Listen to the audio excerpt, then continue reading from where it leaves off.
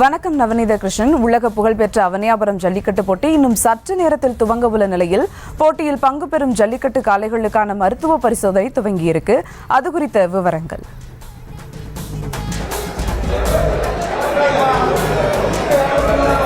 நிச்சயமாக நியூஸ் தமிழ் நேயர்கள் அனைவருக்கும் இனிய பொங்கல் திருநாள் நல்வாழ்த்துக்கள்.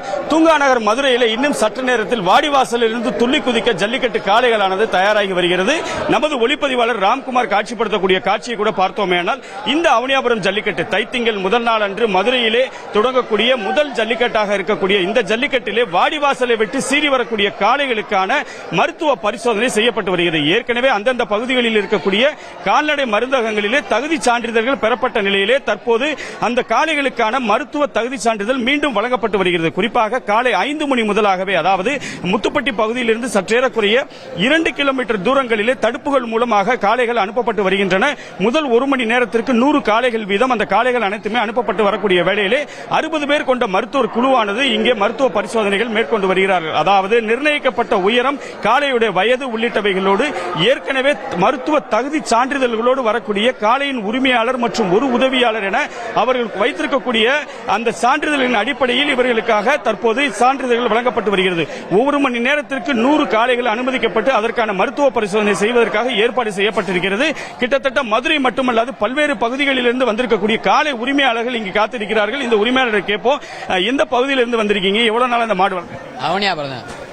ஒரு 7 வருஷமா மாடு வளர்த்து. உங்க காளையோட பேரு? சிம்பு. கிட்டத்தட்ட பார்த்தீங்கன்னா அவர் நடிகர் சிம்புவோட ரசிகர் என்பதால பார்த்தோம் அப்படின்னா சிம்பு என்று பெயர் வைத்திருக்கக்கூடிய இந்த காளையை இன்னும் கொஞ்ச நேரத்தில் களம் காண இருக்காங்க.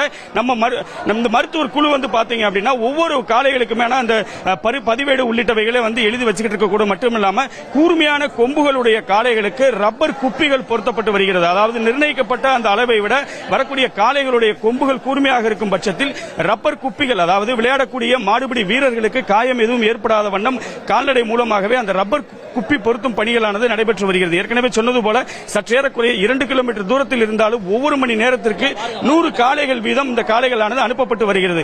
கிட்டத்தட்ட 5 இடங்களிலே இந்த மருத்துவர் குழுவானது தற்போது காளைகளுக்கான மருத்துவ பரிசோதனை மேற்கொண்டு வருகிறார்கள்.